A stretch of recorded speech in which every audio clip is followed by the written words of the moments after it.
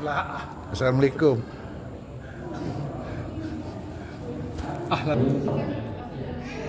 Assalamualaikum warahmatullahi wabarakatuh. Waalaikumsalam warahmatullahi wabarakatuh.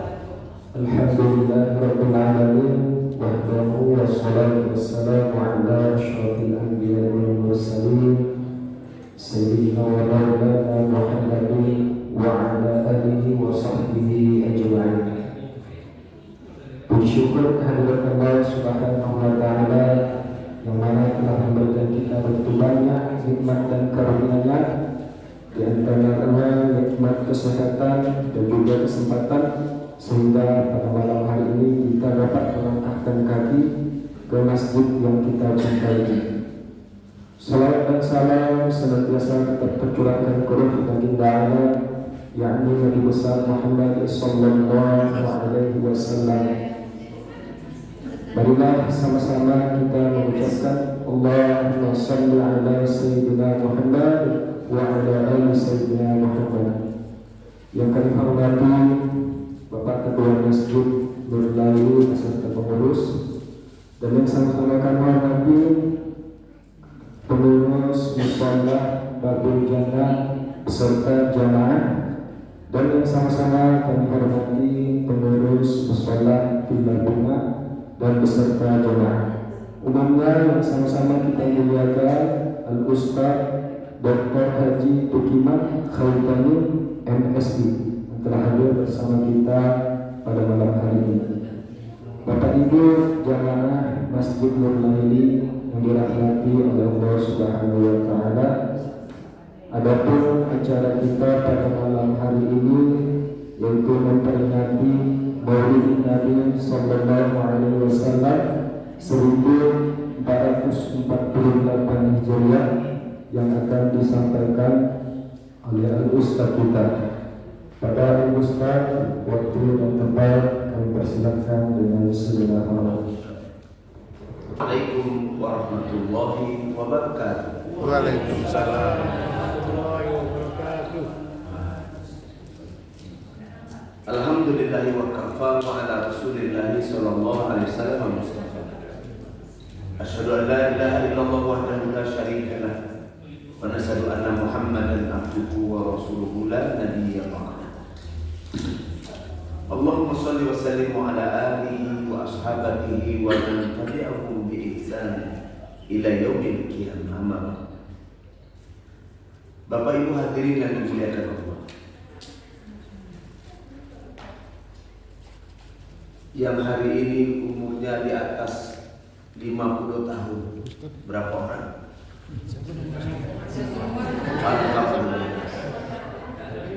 Oke, artinya tua betul belum, mudah terlampau. Saya 52 masuk 53. Bagi yang senior 50 ke atas, 60, 70, setidaknya sudah 60 kali, 50 kali kita maulid. Setua umur kita lah, kita membahas kekasih kita baginda Rasulullah SAW. Pertanyaan paling penting, dapat aku itu lah 50 kali atau 60 kali? Kira-kira dapat aku? Entahlah Ustaz. Dapat apa? Jawabannya entahlah Ustaz. Entahlah. Tidak ada konklusi dan jawaban yang baik tentang peserta Maulid Nabi. Ini ada dalam salah satu penelitian mahasiswa kami. Pengaruh dan efektivitas Maulid Nabi terhadap perubahan sikap, attitude, akhlak, dan moral. 4 variabel.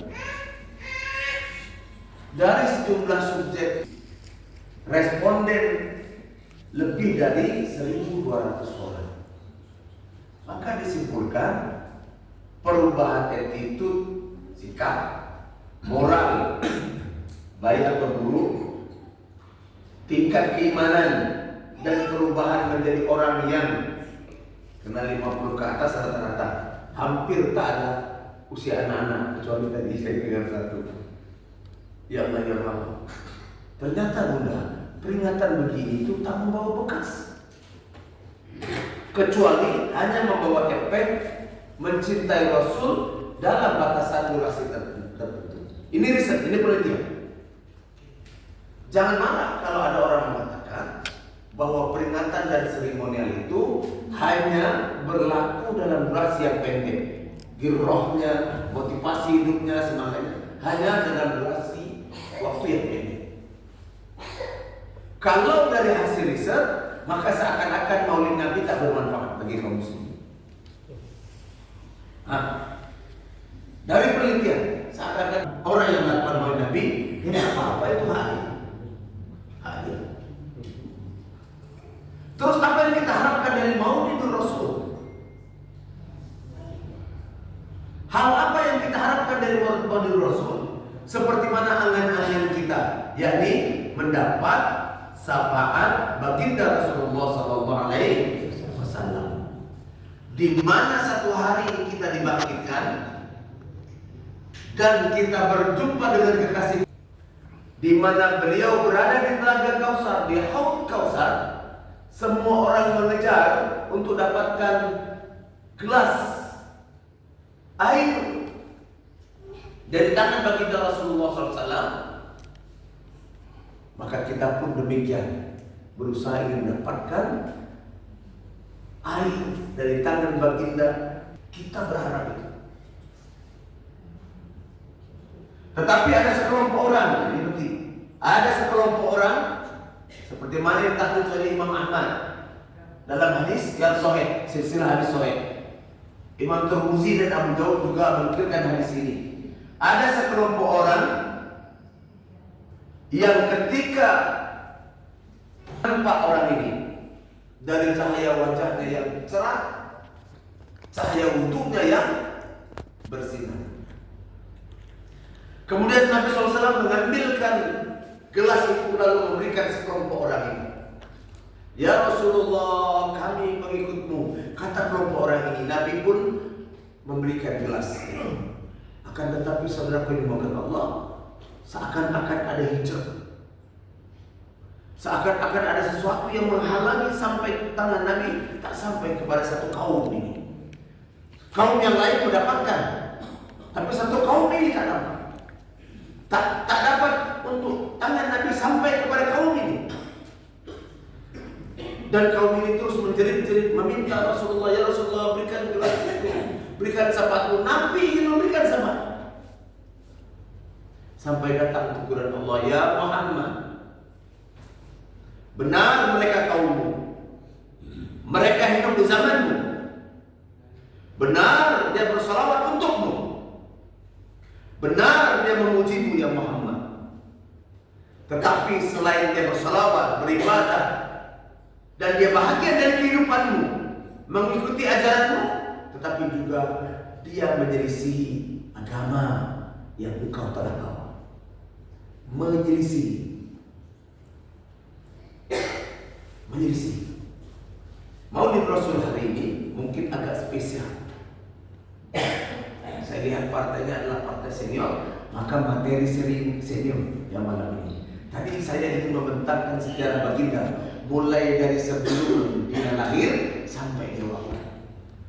Insya Allah lebih kurang 6 jam. Kalau kita mulai 8.30, insya Allah sebelum 3 pagi baru selesai. Dari sebelum Nabi lahir sampai Nabi wafat. Dan saya akan tutup tadi dengan satu kisah indah dari seorang ibu yang pernah hidup 3 zaman. Zaman ayahnya, zaman ibu Nabi, di zaman Nabi, sebelum Islam, setelah Islam, dan Nabi wafat. Mereka, perempuan ini adalah perempuan yang agung dan mulia. Perempuan yang mulia yang disebutkan oleh Nabi, yang diberikan gelar kepada Nabi, dan Nabi pun menyebutkan perempuan ahli surga.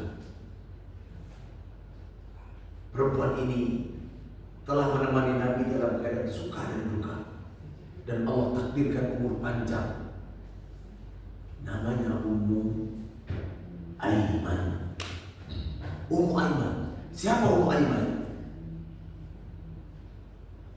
Yang ikut menyambut Nabi lahir, sampai ikut bersedih ketika Nabi dimandikan dan dikafani.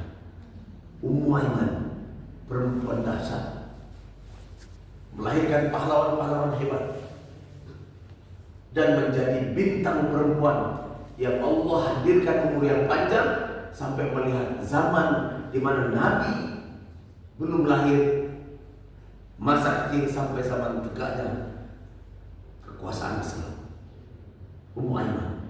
Tapi bab itu kita tangguhkan dulu. Saya ingin kita membahas satu kelompok ini, kelompok yang paling penting dalam syariat kita.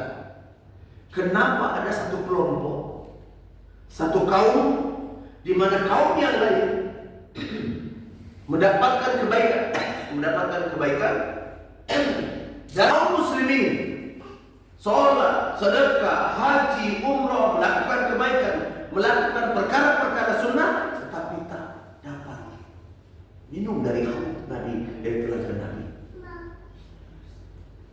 Setelah Nabi tahu, pasti kaum ini adalah pengikutku. Bukan kaum Nabi Musa, bukan juga Nabi Isa, tetapi umat Muhammad Sallallahu Alaihi Wasallam yang hidup di penghujung zaman.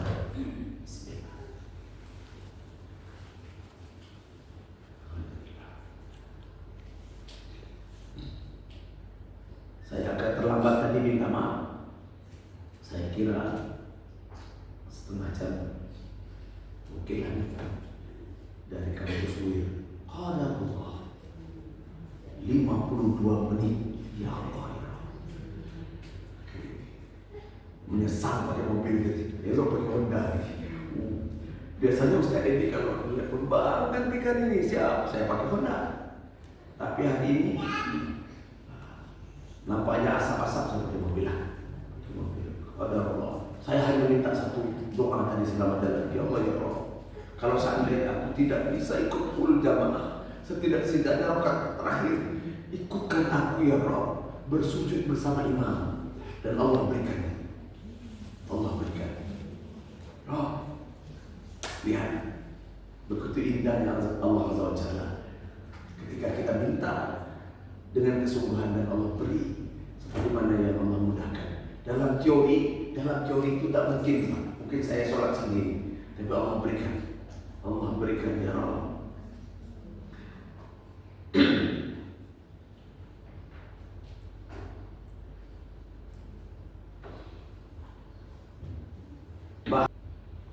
Satu kalimat indah yang dikhawatirkan oleh Nabi SAW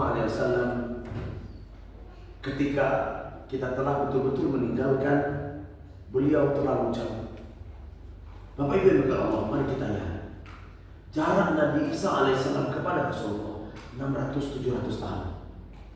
Ya sekitar itulah 6, 7 atau 800 tahun.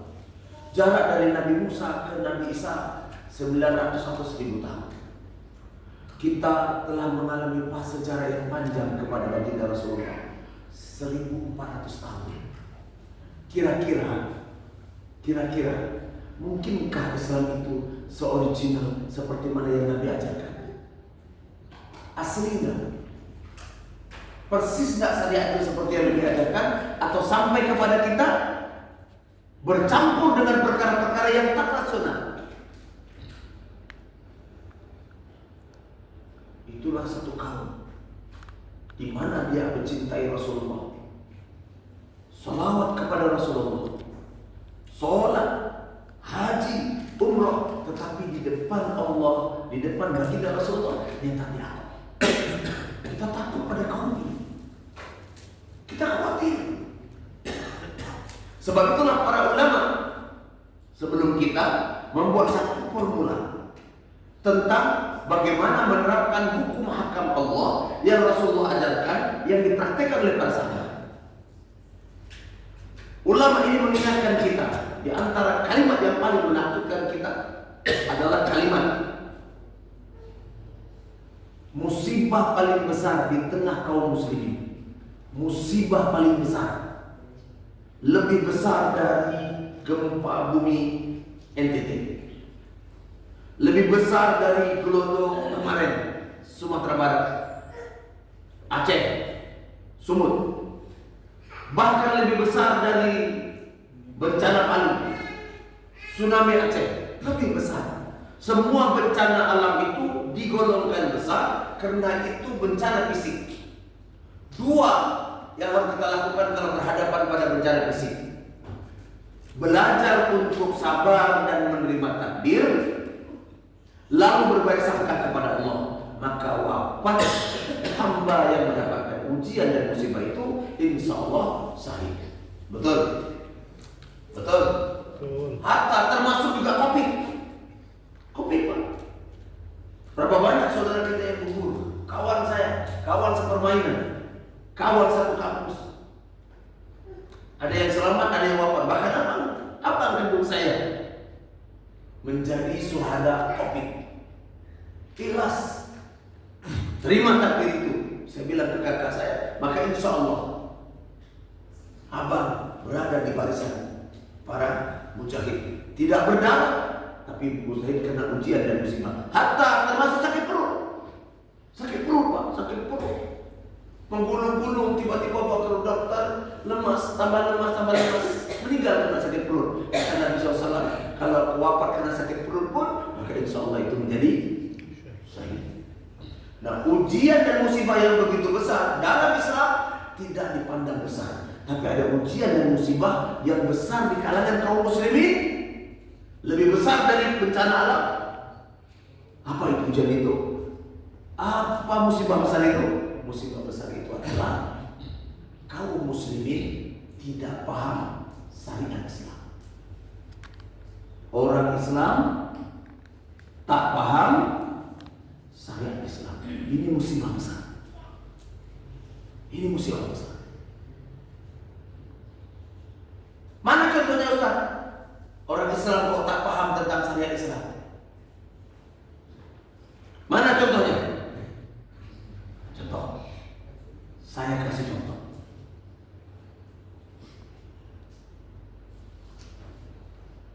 Mau tawaf? Mau tawaf nih? Atau pergi umroh? Sampai di Mekah. Sudah selesai umroh wajib. Terus ingin mencium Hajar Aswad. Buka jam, buka cincin, pakai baju training, pakai baju kaos. Kemana Pak? Mau cium Hajar Aswad. Mau cium Hajar Aswad. Pergi Pak. Sekali mental. Dapat Pak. Ustaz Edi punya banyak jamaah dan banyak pengalaman. Sama saya juga punya travel kecil-kecilan dan selalu bawa jamaah. Dapat Pak. Enggak Pak Ustaz. Nanti sore sakit-sakit Pak. Dapat. Enggak Pak Ustaz. Sampai 6-7 kali. Dapat cuma Hajar Aswad. Ada Pak Ustaz. Tapi akhirnya dapat. Bagaimana bisa dapat? Ada orang yang ada geng, ada komplotan yang nolong. Pak Haji, Bu Haja, mau cium Hajar Aswad? Ya, saya bantu. Maka datang 2, 3, 4 orang kawannya. Dia menyakiti orang lain, hanya menyelamatkan kita sampai disuruh menciumnya Hajar Aswad. Sudah dulu tanya, sudah Pak? Sudah tuh? Sudah tuh? Ya. Mari. Tengok, bisa dimakan tak jamaahnya? Kalau gaib tua nampaknya begitu, kami beli mak 1 orang 500 rial. Baik. Ada orang berumroh lalu kekeh ingin mencium Hajar Aswad agar nanti pulang ke Pekanbaru dapat bercerita 3 kali mencium Hajar Aswad. 3 kali mencium Hajar Aswad. Seakan-akan mencium Hajar Aswad adalah ibadah umroh. Dia tak paham.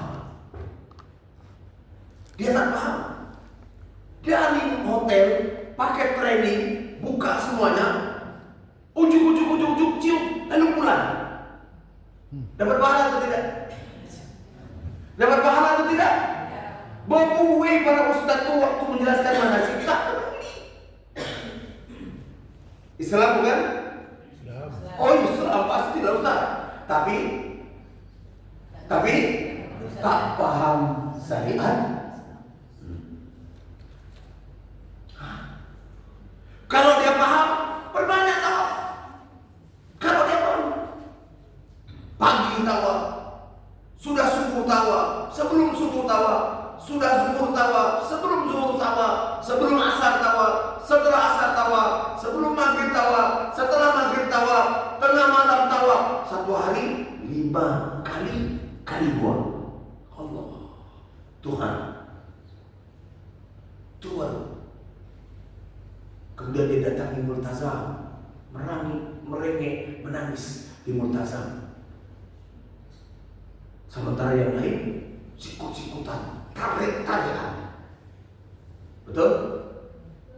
Dia kira dia dapat pahala di situ dengan menzalimi orang lain. Padahal syariat dan sunnahnya cukup berdiri saja di depan Multazam lalu angkat tangan. Memang ada riwayat Nabi SAW memeluk Multazam, ada riwayat. Tapi itu dulu ketika orang belum ramai. Itu dalam perkara ibadah umroh. Dalam perkara ibadah umroh. Ya Allah ya Allah, kita merasa paham tentang syariat Islam, sebenarnya kita tak pernah paham.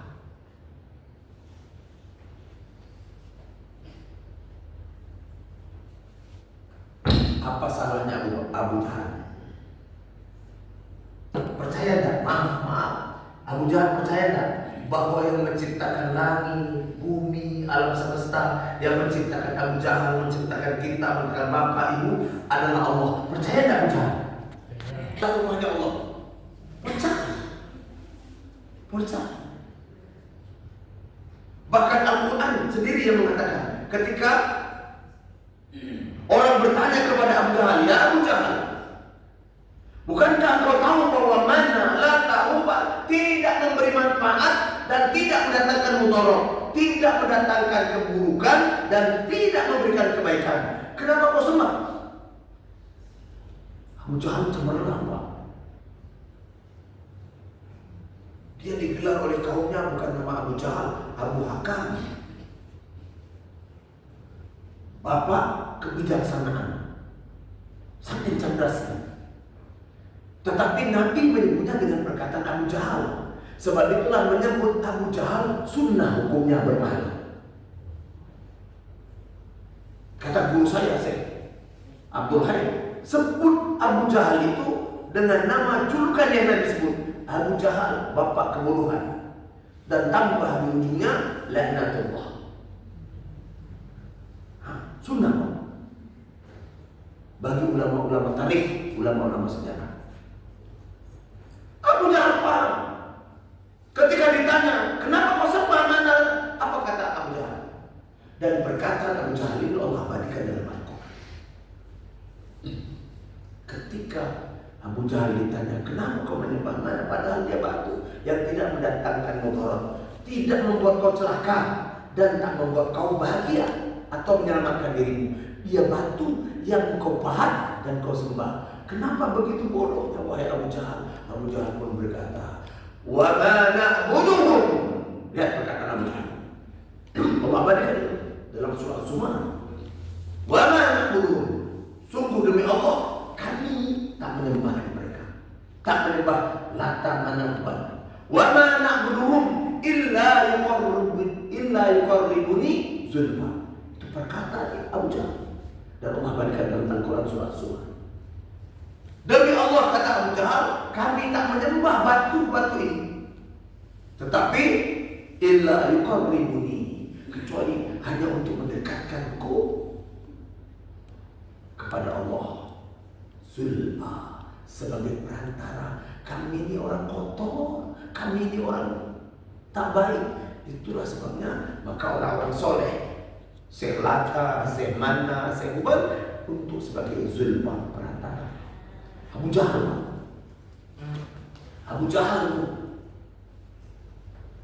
Lihat,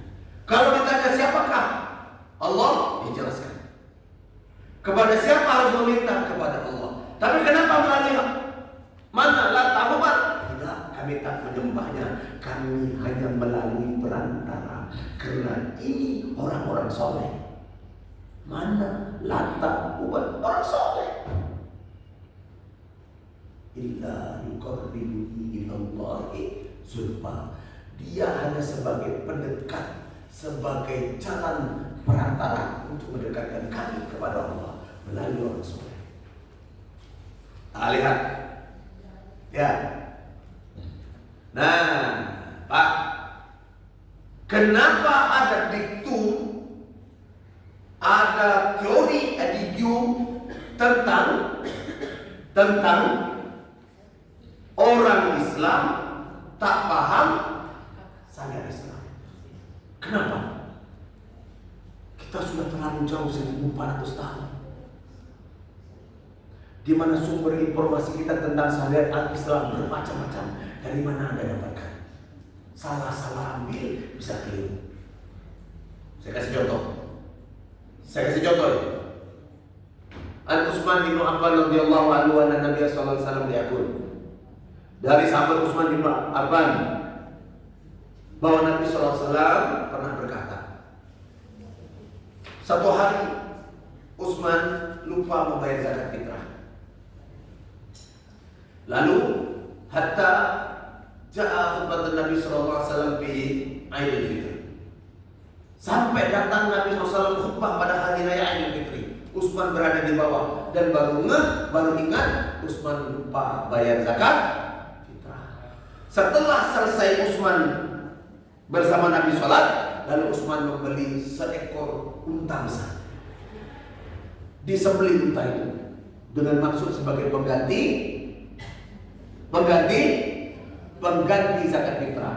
Sudah disembelih, dipotong-potong, di-packing, dibungkus, dibagikan semua fakir miskin sekota Madinah tanpa satu cuil pun Utsman dan keluarganya mengambilnya. Kemudian Utsman da'a Nabi SAW, mendatangi Nabi SAW, dan Utsman pun berkata, ya Rasulullah, saya lupa bayar zakat fitrah, tapi sudah saya ganti dengan sembelihan besar, seekor unta besar. Lalu kami bagikan fakir miskin, kami tidak mengambil sedikit pun. Itu sebagai pengganti zakat fitrah lebih besar daripada zakat fitrah. Terakhir itu Nabi berkata, Utsman, zakat fitrah tak bisa digantikan dengan sedekah apapun, termasuk menyembelih seekor unta. Saya tanya ke Bapak Ibu, ini hadis atau tidak? Hadis atau tidak juga? Hadis ya Ustaz. Benda hadis ya Ustaz. Hadis atau tidak ini? Hah? Hadis atau tidak? Hadis. Kata mak-mak sepakat hadis. Kata bapak-bapak, kok ragu-ragu? Sampai Utsman. Hadis atau tidak? Hadis. Maka jawabannya salah. Kaprah. Ini bukan hadis, wallahi ini bukan hadis, wallahi ini bukan hadis, wallahi ini bukan hadis. Tapi ini ada dalam kitab hadis. Ratusan ribu seperti ini dalam media sosial. Siapa yang membuat ini? Inilah hadis kaum Syiah. Tiap hari terus memposting, mencatut nama Utsman, mencatut nama Abu Bakar, mencatut nama Umar, mencatut Fatimah, mencatut Aisyah, terus ratusan ribu.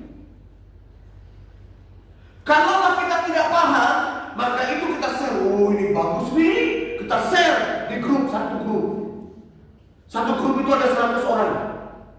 Kita share 10 grup, satu grup ada 200 orang. Kalau satu grup ada 100 kali 10, 1000 orang. 1000 orang Anda telah menyampaikan keburukan tentang Nabi Sallallahu Alaihi Wasallam. Coba mikir sebentar. Mikir. Pahamkan diri kita. Tentang apa Ustaz? Tentang masuk akal enggak Utsman bin Affan lupa zakat fitrah? Masuk akal enggak? Nah, kalau bapak dan tuan-tuan mungkin. Utsman bin Affan lupa zakat fitrah? Ya Allah. Ini kerja siapa? Ini kerja si Antoine, dia punya kitab hadis, kita punya kitab Sahih Bukhari, Muslim, Sunan Abu Dawud 7, Kutubus Sittah, dia punya kitab namanya Al-Mustadrak. Dua depan saya nih panjangnya, dua depan.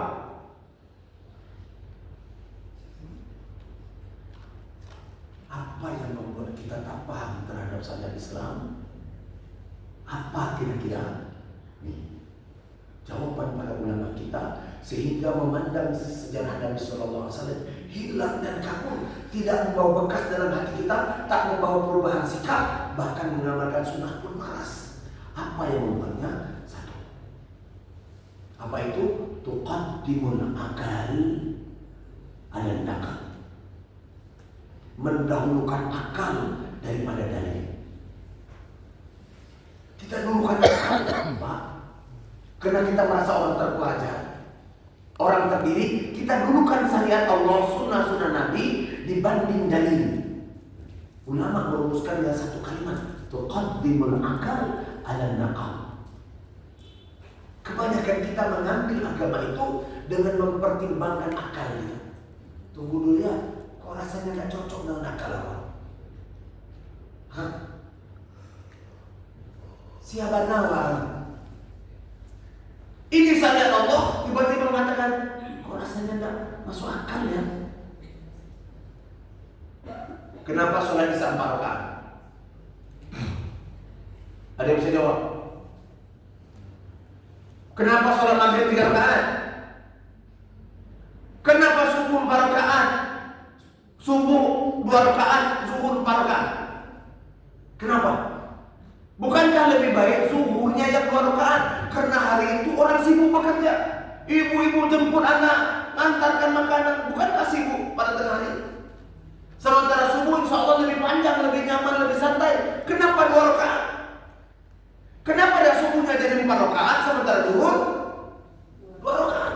Kenapa?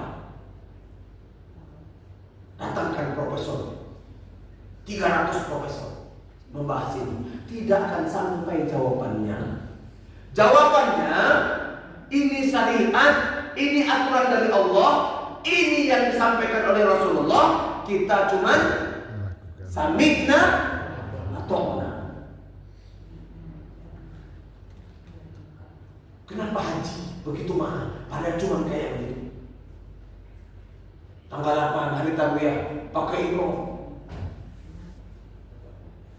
Begitu sudah masuk Arafah, tak boleh melakukan begitu niat ihram untuk Arafah tanggal 9 sampai maghrib terbenam, dari zawal matahari terbit sampai maghrib. Siap maghrib sudah bergerak ke Muzdalifah. Muzdalifah kayak itu manusia.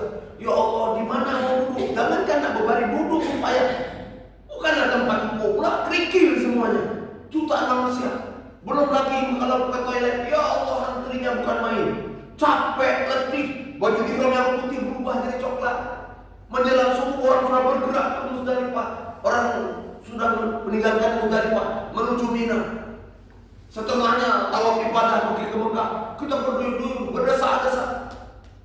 Malam di Muzdalifah ngumpulin ini, lalu untuk melempari tembok. Bismillah, Allah Akbar, Allah Akbar. Ada apa? Kenapa begitu? Kenapa ada syariat seperti itu? Kasih jawaban yang rasional. Maka akal kita tak sampai di sana. Itu syariat, itu perintah Allah. Kita sami'na ata'na. Kenapa Nabi SAW melarang pakai cincin, jangan tangan jari telunjuk, jangan tangan tengah? Kasih jawaban. Kalau dia paham tak pakai cincin dari telunjuk dan jari tengah, tengoklah para kaum boti. Tahu kaum boti? Jeruk makan jeruk. Kami orang psikologi, saya bekerja di bidang psikologi, Pak. Nengok saja perangai orang, cara orang jalan. Cara duduk ya, Pak, cara duduk, cara berjalan aja.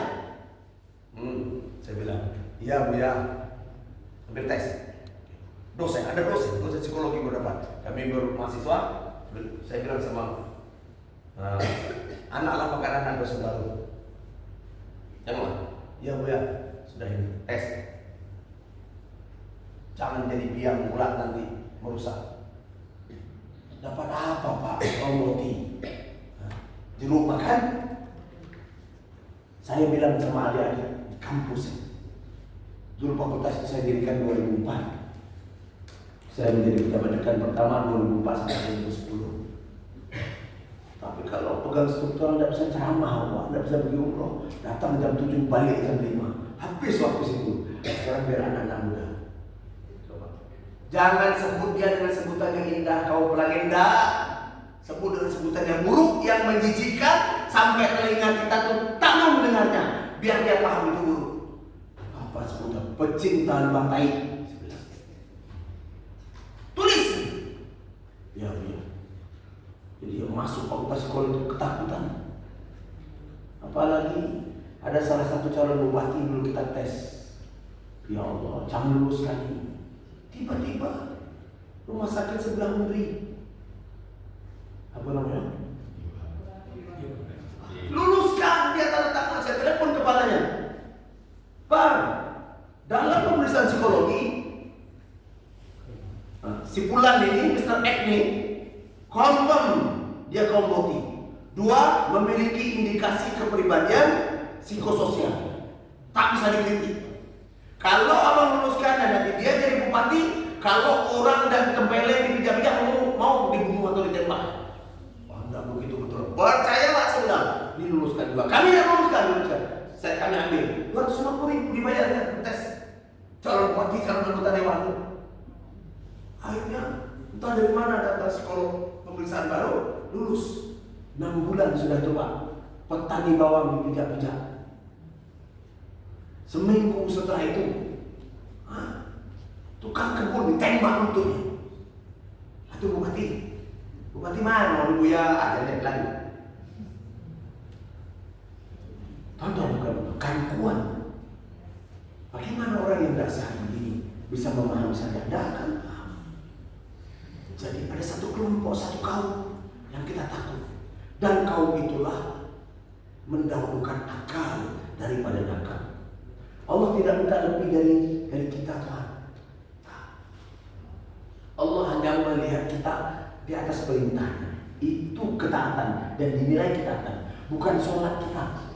Kalau dinilai bobot sholat kita hari ini, entah berapa lah kontennya. Yakin dapat 100%? 90? 40? Entahlah ya. Entahlah. Sedang tadi tidak ingat awak apa yang kita tinggal. Allahu Akbar. Dia tahu tadi belum tutup. Tiba-tiba, iya kan? Tiba-tiba aja. Saya punya kawan di kampus WIN.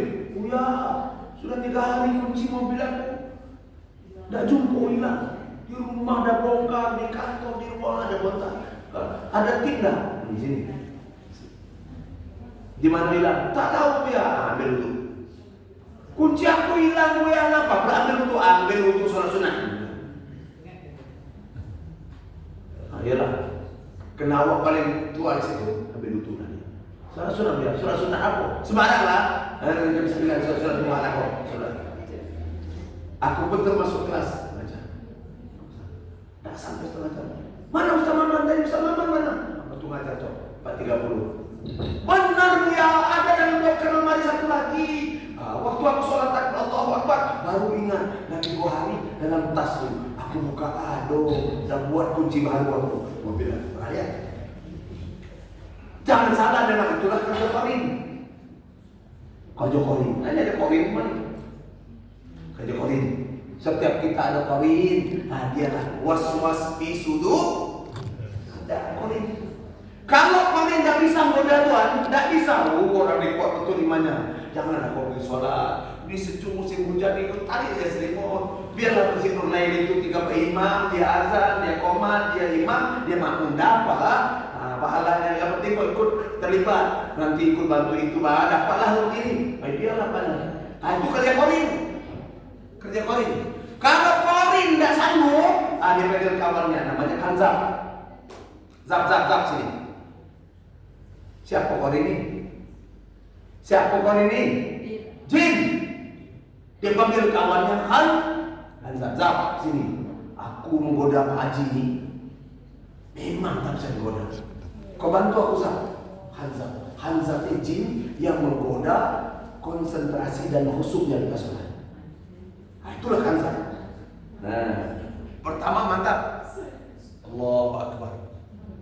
Satu, alhamdulillahirabbil alamin. Masuk dari otak sampai hati sampai ujung kaki. Allah Kau betul-betul penguasa alam semesta. Ar-Rahman yang Maha Pengasih dan Penyayang. Tiba ihdinas siratal mustaqim. Lah, iya tadi belum siap ya. Lah mulai itu. Itu kerja siapa tadi? Hanzah. Sampai akhirnya, rakaat keberapa nih? Itu kerja Hanzah. Dia mengamuk nih, Korin sama Hanzah mengamuk nih ketika kita bahas nih. Kurang ajar sama mama dibuka pula sama jamaah masjid lain. Dia mengamuk karena keterangannya begitu. Baca kitab Ar-Ruh, tulisan Ibnu Qayyim tentang Ruh, tulisan Ibnu Qayyim. Kita akan paham panjang lebar. Nanti beberapa ulama menjelaskan. Kitab ini kita bahas dari Jumhur Yakin lebih kurang 2 tahun. 2 tahun. Tapi kemudian saya difitnah sebagai Wahabi. Wahabi, jambul panjang, celana cingkrang. Hari ini aku pakai cari jubah yang memang labu ke bawah, biar diklaim Wahabi. Allah. Sudahlah kita tinggalkan. Sampai di mana kenapa Pak sampai sini? Tonton dengan Allah ya. Kita ini benar di Rasulullah SAW, tapi tak bisa kalau kita tak paham. Kalau kita tak paham tentang syariat dan tak punya ilmunya, maka kita akan tinggalkan syariat itu. Kenapa satu kaum itu tak diterima? Karena dia muslim, dia beriman, tetapi dia membuat aturan baru, cara baru. Tak paham. Contoh, ayatnya berapa Allah? 36. Maaf, berapa sekarang? 30? 36 tahun? Umur. Yo, umur. Oh, Allah. Saya pikir 63, sehingga 63. 27. 27, Allah. Katakanlah beliau umur 70 tahun. Allah, besok ulang tahun. Ada rezeki nih mah, tolong masak. Panggil kawan-kawan untuk makan, aku mau sedekah. Ada rezeki lagi, sedekah kepada yatim, antarkan ke panti asuhan. Sudah sedekah, kumpulkan anak-anak, sudah melakukan kebaikan. Tiba-tiba tengah malam apa lagi belum ya? Sudah sedekah, sudah itu. Sudahlah aku mau bersyukur kepada Allah. Sebelum tidur nih, wudu. Siap wudu lalu sholat sunat syukur. Umur 70 tahun, alhamdulillah badan sehat, rezeki tidak berkurang, bisa ke masjid. Lalu ayat haji di sholat sunat syukur. Sengaja aku sholat sunat syukur 2 rakaat karena Allah. Allahu Akbar. Doa kita Fatihah, Al-Falaq. Rakaat kedua Assalamualaikum warahmatullahi wabarakatuh. Saya tanya, dapat pahala atau tidak? Sholat sunat syukur ayat tadi. Sudah sedekah semua, sudah kasih ini. Lalu orang dia sholat sunnah lah. Sholat sunat syukur. Dapat pahala atau tidak? Dapat pahala atau tidak? Dapat? Nah ini tidak dapat dan dilipat tahun. Kenapa? Ustaz, sholat sunnah kau dah dapat pahala. Iya. Oke, kenapa? Sebab itulah kita perlu paham. Bukan sekedar amal. Kenapa ada dapat sholat sunnah, tidak dapat pahala padahal itu sholat sunnah? Sholat sunnah, bukankah sholat sunnah itu bebas? Betul? Yang bebas itu namanya sholat sunnah mutlak. Nah, coba tunjukkan satu ustaz, satu dalil, satu hadis, satu ayat Quran, satu keterangan ulama yang menjelaskan ada sholat sunat namanya sholat sunat syukur. Ada? Ada? Ada? Yang ada? Kalau kau dapat nikmat, sujud dapat kabar bagus, sujud Ada sholat sunat subuh? Paham? Jangan sohebat pula. Buat sholat baru. Buat sholat baru. Umur 70. Sholat sunat syukur umur 70 tahun. Ya Allah, aku sudah 70 tahun. Sholat sunat syukur, engkau kasih umur 70. Allahu Akbar. Nah, itu sholat mazhab baru. Apa namanya? Fahrul Razi. Fahrul Raziyah, mazhab baru. Kita paham. Harus paham. Berapa banyak kaum muslimin berlagak tahu tentang Islam, tapi sebenarnya dia tak paham. Contoh, saya dapat informasi satu keluarga ketika gelodol kemarin, depannya, wah, ada 3-4 mobil yang selamat. Depannya runtuh, belakang pun disapu ombak, disapu tanah. Dia selamat 4 beranak. Ayo nak, ayo sayangku keluar dari mobil ini. Itu ada musola kecil tepi jalan. Sebelum masuk padang, yuk kita sholat di situ. Sholat apa-apa, terserah sholat apa-apa. Pokoknya terserah. Saking bahagianya, dia pun sholat. Sholat apa namanya Pak? Entahlah dia. Aku udah tahu sholat. Itu sholat panik namanya. Sholat Pak. Kalau bebas dari keburukan itu, hadap ke Ka'bah, hadap ke kiblat, sujud suruh, cukup.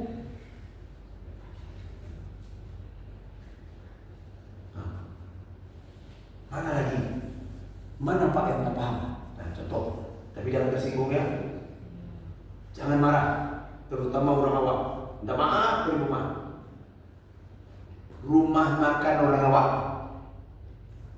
Rumah makan, ada foto gaib, pakai kain sarung di Serban. pakai selendang kain sarung dipasang di rumah makan orang awam. Foto siadun. Foto siapa? Itu Salih. Foto Empu Salih yang dimakamkan di Sungai Salih, Negeri Pariaman. Lihat ada orang Pariaman? Ada. Ada. Minta maaf ya Bu Dong. Nah, terutama orang Sungai Salih minta maaf. Empu Salih betul 19 rumah makan besar dan kecil. Dari 19 rumah makan itu termasuk rumah makan kawan awak namanya Bungo Tanjung. Tahu saya cerita? Nah, tak apalah saya ceritakan dekat kampus UIN, pas sebelah gerbang UIN. Saya tanya, Ji, ya Ustaz, jawab dengan jujur. Kenapa kau pasang foto Musalia? Biar banyak rezeki. Saya berharap dari mulutnya itu berkata, "Allah Ustaz, ini fotonya tidak mengangan-angan." Hiasannya. Saya berharap itu kalimatnya yang keluar. Tapi yang keluar dari mulutnya, Pak Haji ini sudah 9 kali ini haji. Setahun 4 kali pergi umroh. Tonton berapa kali haji? Sekali. Umroh mungkin 3 tahun sekali. Alun sudah. Allah, semoga Allah cepatkan. Pergi umroh, segerakan. Ustaz Edi punya travel kemana? Ada beliau di sini. Kita sebut-sebut tidak namanya, tapi ada donyanya di sini. Kawan saya 9 kali pergi haji, 4 kali setiap tahun pergi umroh. Minimal Pak. Kenapa foto dipasang? Apa jawabnya? Kece ulang awak ya. Kece rumah makan yang dipasang foto Empu Salih ini berkah. Indah jawabannya kan? Ada yang salah tak dengan jawabannya? Ada yang salah enggak? Seakan-akan dia yang bawa. indah menganggap kece ulang awak. Kan kece ulang awak ya. Rumah makan yang ada foto Empu Salih dia berkah. Nampaknya tidak ada masalah. Tapi disinilah tauhid kita robek. Kita harus paham yang bisa mendatangkan berkah siapa? Hanya satu, Al-Khaliq, yakni Allah. Tapi hari ini selain Allah, engkau salih pun dapat mendatangkan berkah. Kalau sempat sampai saya bilang, artinya tidak paham apa itu berkah. Kalau seandainya engkau salih hadir sekarang di depan kita bertiga ini, kita berdua tanpa engkau salih. Coba ngomong begitu, kece bulan awal. Kalau pas foto engkau salih ini dipasang kedai nasi itu berkah, kira-kira apa pendapat engkau salih? Dia diam Pak. Apa kira-kira kawan? Apa yang dia? Itu belengnya engkau sebenarnya. Itu belengnya sebenarnya. Mana pula foto dia pasang sekarang? Maaf ya Pak. Dan kalau sudah tahu orang itu membuat jawaban sungguh tengah bersubhat dan merobek ketauhidannya, masuk ke dalam fase kesyirikan tanpa dia sadar. Saya bilang dengan kawan saya, selama kau berkeyakinan begitu dan kau pasang foto saleh, wallahi kantor fakultas psikologi saya stop untuk tak beli nasi. Anak di aku tak akan makan nasi di sini. Jangan begitu loh Bu ya. Enggak, saya tidak mau subhat di atas kesyirikan. Saya berharap lahir dari mulutmu. Indah nangan-nangan Bu ya. Ini cek hiasannya. Aku akan pilih jawaban itu. Tapi kau jawab lebih dahsyat dari itu. Tanpa kau sadari, 9 kali haji kalau kau tak taubat, kau masuk dalam fase muslim yang muslim. Ingat ya Bapak Ibu hadirin bukan Allah, setiap orang Islam Allah akan wafatkan menjadi 4 golongan. Semua orang Islam akan Allah wafatkan menjadi 4 golongan, 3 golongan di neraka, 1 golongan yang selamat. Dari 3 golongan di neraka, ada 1 golongan yang masuk neraka tidak lama, tapi 2 golongan kekal selama-lamanya. Siapakah 4 orang? Pak golongan ini yang pertama yang masuk surga, muslim yang mukmin yang muhsin. Muslim itu tiket, kunci. Tak semuanya muslim selamat. Sebab itulah harus naik tarafnya seperti mana hadis Umar. Apa dia? Mukmin. Apa itu mukmin? Mukmin adalah orang Islam yang beribadah dan beramal soleh di atas tuntunan Rasulullah. Itu mukmin. Kalau ibadah dan amal soleh di atas tuntunan perasaan, buat sholat baru, namanya sholat sunat syukur 70 tahun. Nah, dia tak sampai mukmin, dia baru sampai muslim doang. Kan ada muslim yang pandai bahasa semui. Ada kan kiai, ulama Nusantara pandai bahasa semut. Orang dari sini ya, banyak juga pengikutnya. Ya Allah, orang itu gila, pengikutnya bajinun. Ya Allah. Tuhan, Pak, sekarang kita paham. Sebelum masuk kota Bangkalan, tikungan cantik. Ya, tepi bukit, tepi gunung, sebelah kiri tepi sungai ada rumah makan kecil, enggak permanen di bawah, tapi ramai mobil. Sebelum masuk kota Bangkalan, sebelum masuk Bangkalan, rumah makan nama Jawa namanya apa itu ya? Oh, Palek.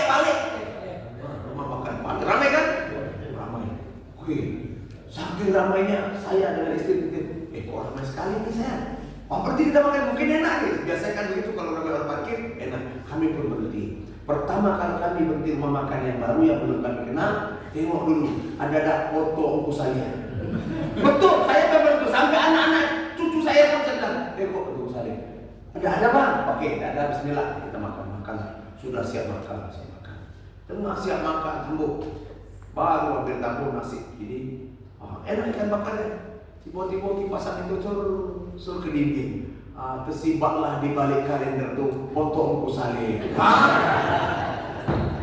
Ini pengalaman kamu? Minta lah ya. Tak, berhentilah makan lalu pergi. Dek, silakan. Apa Pak? Siapa meletak foto ini? Ambo ni orang kerja Pak, ada tutup bos. Itu anak bos. Okay. Ambo anaknya ya, tak tahu tu foto siapa, namu pun tak tahu. Itu apa yang saya sudah pakai. Sudah, cuci tangannya, kita cari tempat makan lain. Nanti di bahagia baru kita makan ya. Gulai ikan rayo. Oke. Jadi ini tinggalkan jenak bayar. Ya, pergi. Mulai hari itu sampai hari ini tidak akan makan lagi di rumah makan sebelum pangkalan Tupale. Luar biasa. Emak-emak contoh. Bu, contoh. Tangan kanan gatal, tapak kanan gatal. Tanda apa? Tapak tangan kanan. Piti masuk. Kalau telapak tangan kanan. Yo, kalau telapak tangan kiri, piti keluar. Siapa yang ngajarin? Hah? Yang ngajarin emak ibu-ibu. Dulu aku pun begitu, aku tanya dengan makku, mak. Kata mak, kalau tangan kanannya gatal, duit masuk. Kalau kiri, piti keluar, mak. Dari mana mak dapat? Dari makku. Tanya sama hantu aku, dalam kubur pula, Pak. Oke, ya. Sampai sekarang, kalau tangan gatal, ini piti kan masuk. Tiba-tiba bunyi telepon, Piti arisan Upi nanda pe. Kan? Alhamdulillah. Lah dikaitkan. Padahal tak ada hubungannya sama sekali. Begitu rentannya tauhid dan akidah kita. Ingat, setiap muslim Allah akan wafatkan menjadi 4 golongan. Satu golongan yang sama. Satu golongan yang kedua siapa? Muslim yang fasik, masuk neraka tapi tidak lama. Muslim fasik siapa? Ibadah, amal soleh, kebaikan tapi dosa-dosa besar tetap dikerjakan. Kalau Allah berikan kesempatan umur panjang tapi dia belum tobat, habis. Yang kedua siapa? Yang ketiga dan keempat, muslim tapi kekal muslim yang munafik dan muslim yang fasik. Munafik sifat. Boleh jadi jenggotnya masih panjang, boleh jadi selalu umroh, ibadah tetap kurban, hewan yang paling besar, sumbang paling banyak. Tapi kalau ada bibit munafik, semua orang munafik ibadahnya tidak diterima, tidak mendapatkan kitab dari kanan atau kiri. Begitu dibangkitkan Allah langsung masukkan dalam lembah neraka paling dalam. Allah gambarkan ini dalam Al-Quran, innal munafik fi darkil asfali nar jahannam khalidina fiha abadan. Kata Nabi di neraka jahanam itu ada satu lembah paling dalam. Sekali campakkan begitu batu 70 tahun baru sampai ke dasar. Dan 70 tahun itulah untuk orang munafik. 2. Islamnya diakui ibadah dari muslim yang muslim. Dia muslim tapi dia muslim. Mana contohnya? Nah, beli oto baru, beli mobil baru, kasih bunga dari showroom, baru 2 hari pakai, hari ketiga menabrak becak ditabrak. Alasannya becak tidak berlampu. Memanglah becak dari belakang tidak berlampu. Kalau dari belakang berlampu itu oto ditambah. Ini pakai sempong sebelah. Besok bininya pakai tem tabrak pula lain sebelah kanan. Besok anaknya belakang pula ditunci. Terus motor aku baru habis kena ini walaupun ada asuransinya. Yo, itu pertama kali haji pakai kan? Yo, itu belum dimandikan imam. Oh iya ya, mandi limau ya. Yo, siapa yang dapat pandai buat limau? Aduh kawan ambo, mano tinggal di kulit. Berteleponlah, kirim dulu maharnya 350.000, dibelah limau, dikasihlah macam-macam cara muat. Mulailah kita melimaukan motor. Bismillah, pakai bismillah, pakai sholawat, pakai robana. Diasalkan dapat pahala, tetapi jangan melakukan kesirikan kepada Allah SWT. Inilah yang dimaksud muslim tak paham syariat Islam. Orang Islam tak paham syariat Islam. Udahlah, jangan banyak-banyak. iyalah. Lain waktu kita tambah. Ya, insyaallah. Saya ada kuliah malam ini bersama Dr. Mawadi Saleh, kawan-kawan IKMI saya kumpulkan untuk belajar fikih, usul fikih, membahas khusus satu persoalan. Apa itu? Asbabul ikhtilaf al-fikhi al-ulama fuqaha. Kenapa ada perbedaan dalam perkara fikih di antara ulama-ulama fikih? Imam Abu Hanifah, Malik, Imam Syafi'i, kenapa ada beda? Ustaz Dr. Mawardi, jam 8.30 mulai sampai jam 10.30 atau jam 11 masih aktif. Nanti linknya kasih sambil tidur Pak, insya Allah boleh ikuti. Dan itu update. Mana contohnya? Dibahas. Ibu mazhabnya apa? Ibu mazhab siapa? Aku tanya ibu-ibu Pak. Ibu-ibu mazhab siapa? Syafi'i. Sepakat? Syafi'i yang mana? Syafi'i yang mana? Saya ada kawan di depan kampus UIN itu Syafi'i, jualan bakso, namanya bakso mantap. Oke baik, Syafi'i, Imam Syafi'i, oke baik. Oke, kita mau pakai dalam perkara, contohnya dalam perkara jilbab. Apa kata Imam Syafi'i? Dalam perkara jilbab, coba dengar, halo Bu, dengar dulu. Dalam perkara jilbab, kata Imam Syafi'i menganjurkan, tidak mewajibkan, menganjurkan, memberatkan agar semua orang mukminat, semua muslimat, semua perempuan bermazhab Imam Syafi'i sebaiknya memakai kurdah, memakai penutup mukanya, pakai niqab. Kata siapa tadi? Imam Syafi'i dan Imam Hambali. Nah sekarang ibu-ibu yang tadi mengaku Imam Syafi'i mana? Kecuali pakai mazhab siapa? Bukan salah, tidak salah, begini betul karena ada imam mazhab. Jangan besok lagi mengaku Imam Syafi'i, tak. Ibu tengah memakai Imam Abu Hanifah. Dalam perkara jilbab begini modelnya, tengah menggunakan mazhab Imam Abu Hanifah. Tidak semuanya Syafi'i Bu. Dah paham? Yuk. Makan dulu. Makan dulu. Baik, kita tutup sajalah dengan doa. Ya, itu satu contoh saja. Insyaallah kita lanjutkan bila ini rasanya bermanfaat. Mungkin insyaallah kita akan buat kajian khusus dan membahas perkara-perkara yang urut saja, urut selesai. Perkara ibadah urut. Ada perkara-perkara yang kita anggap ini kebaikan, ternyata tidak kebaikan. Mana contohnya? Banyak sekali. Kita baru ungkapkan beberapa perkara. Semoga Allah berikan kekuatan dan kebaikan. Mana yang benar itu benar, dan mana yang salah Allah tunjukkan itu perkara yang salah. Kita tutup dengan doa kabar mati. Subhanakallahumma wa bihamdika asyhadu an la ilaha illa anta astaghfiruka wa atubu ilaik.